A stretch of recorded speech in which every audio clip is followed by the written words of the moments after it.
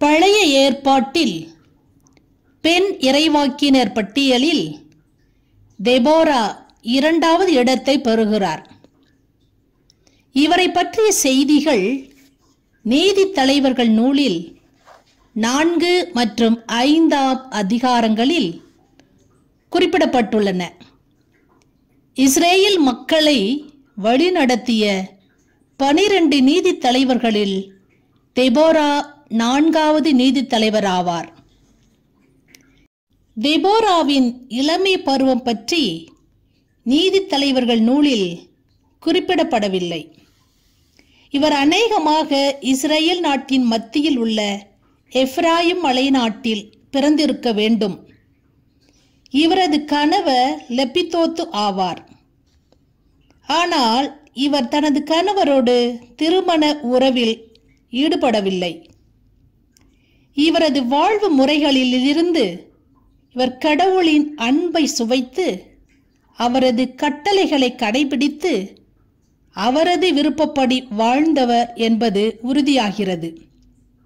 எனவே கடவுள் தெபோராவை இஸ்ரேல் மக்களை வழிநடத்தும் நீதி தலைவராக, அம்மக்களை அந்நியர் ஆட்சியின் கொடுமைகளிலிருந்து விடுவிக்கும் படத்தளபதியாக, அரவணைத்து பாதுகாக்கும் தாயாக, இறைவனின் செய்திகளை அறிக்கையிடும் இறைவாக்கினராக தேர்ந்தெடுக்கிறார். தெபோரா என்ற எபிரேய சொல்லுக்கு தேனி அல்லது குழவி என்று பொருள். தேனி அல்லது குழவி என்பது அரச பதவிக்கும் நலன் பயக்கும் தாய்க்கும் அடையாளமாகும். தெபோரா தேனால் தனது மக்களை ஊட்டி வளர்த்தார் என்று பொருள் கொள்ளலாம். தெபோரா என்பதற்கு பொங்கி எழும் பெண்மணி என்றும் பொருள் கொள்ளலாம். உலக வாழ்க்கை அகராதியில் தெபோரா கிமு 1200 முதல் 1124 ஆண்டுகளில் வாழ்ந்திருக்கிறார் என்றும், அவர் கனானியர்களை எதிர்த்து போரிடும்போது அவருக்கு வயது 36 என்றும் 75ஆம் வயதில் இறந்தார் என்றும் குறிப்பிடப்பட்டுள்ளது. தெபோராவின் வரலாற்று சூழலை பற்றி அறிந்து கொள்வோம். குலமுதுவர் மற்றும் மோசே இறந்த பிறகு கடவுள் யோசுவாவை அழைத்து இஸ்ரேல் மக்களை வழிநடத்தும் தலைவராக இருந்து வாக்களிக்கப்பட்ட கானான் நாட்டிற்கு அழைத்து செல்லும் பொறுப்பை வழங்கினார். யோசுவா தலைமையில் இஸ்ரேல் மக்கள் ஒன்றிணைந்து 31 முறை போர் தொடுத்து கானான் தேசத்தை கைப்பற்ற முயன்றனர்.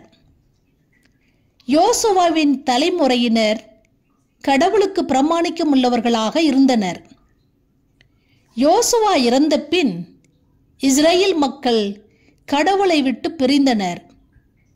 யோசுவா ஆட்சி செய்த காலத்தில் இஸ்ரேல் வெற்றிகளை சந்தித்தது.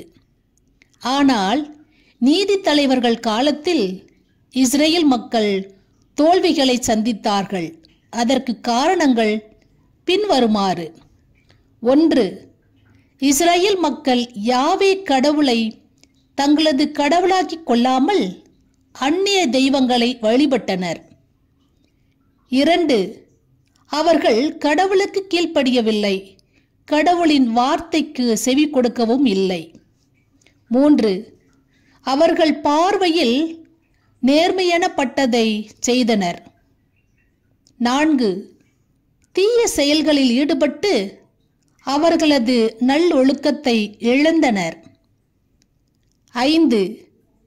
அந்நிய படையெடுப்பை எதிர்த்து போரிட போதிய படைபலமும் ஆள்பலமும் அவர்களிடம் இல்லை. 6. இஸ்ரேல் மக்களை வழிநடத்த நல்ல தலைவர்கள் கிடையாது. எனவே இஸ்ரேல் மக்களை கடவுள் ஆட்சோரை ஆட்சி செய்த கனானிய மன்னன் யாபீனிடம் ஒப்படைத்தார். யாபீனின் படைத்தலைவர்கள் சீசரா இஸ்ரேல் மக்களை 20 ஆண்டுகள் கடுமையாக ஒடுக்கினான். இதே சூழலை இஸ்ரேல் மக்கள் எகிப்தில் அனுபவித்தார்கள் என்பது குறிப்பிடத்தக்கது. பலர் சீசராவின் கொடுமைகளிலிருந்து தப்பித்து கிராமங்களில் உள்ள குகைகளிலும் மரப்பொந்துகளிலும் தஞ்சம் அடைந்தனர். எஞ்சிய மக்கள் தங்களை விடுவிக்க ஓர் இறைவாக்கினரை, நல்ல தலைவரை அனுப்ப கடவுளை மன்றாடினர். மேற்கூறப்பட்ட சூழலில் தெபோராவும் தனிப்பட்ட விதத்தில் பாதிக்கப்படுகிறார். ஒரு நல்ல தலைவரை அனுப்ப உருக்கமாக மன்றாடுகிறார். அவரின் வேண்டுதல் இறைவனால் கேட்கப்படுகிறது.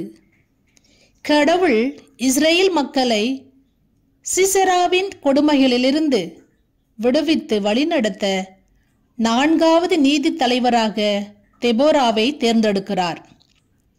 நீதிபதி என்ற சொல்லுக்கு எபிரேயத்தில் ஷாபாத் என்ற சொல் பயன்படுத்தப்படுகிறது. அச்சொல்லுக்கு ஆட்சி செய்ய என்று பொருள்படும். தெபோரா நேர்மையாளராகவும் சிறந்த ஒருங்கிணைப்பாளராகவும் துணி உள்ளவராகவும் கடவுளுக்கு பணிந்து நடப்பவராகவும் கடவுள் மீது ஆழ்ந்த நம்பிக்கை கொண்டவராகவும் இருந்ததால் கடவுளாலும் மக்களாலும் மதிக்கப்பட்டு நீதி வழங்கும் மிக பெரிய பொறுப்பை கடவுள் வழங்குகிறார். இவர் எப்ராயிம் மலைநாட்டில் ராமாவுக்கும் பெத்தலுக்கும் இடையில் தெபோரா பேரிச்சை மரத்தடியில் அமர்ந்து அவரை அண்டி வருவோருக்கு நீதி வழங்குகிறார். இவர் கடவுளால் தேர்ந்து கொள்ளப்பட்டதே இறையியலார் டேனியல் எஸ் லுட்டோலோ.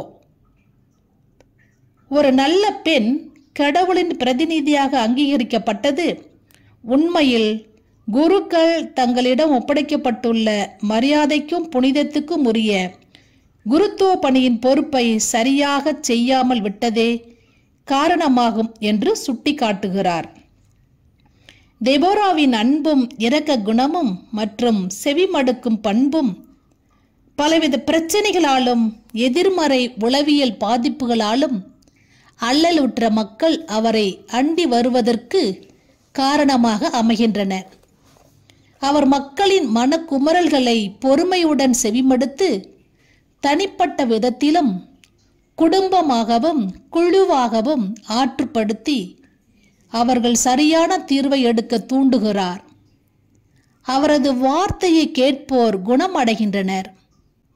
அவர்களிடையே ஒற்றுமையும் நல் இணக்கமும் ஏற்படுகிறது. இங்கு தெபோரா நல்ல நீதிபதியாகவும் சிறந்த ஆற்றுப்படுத்தினராகவும் திகழ்வதை காண்கிறோம்.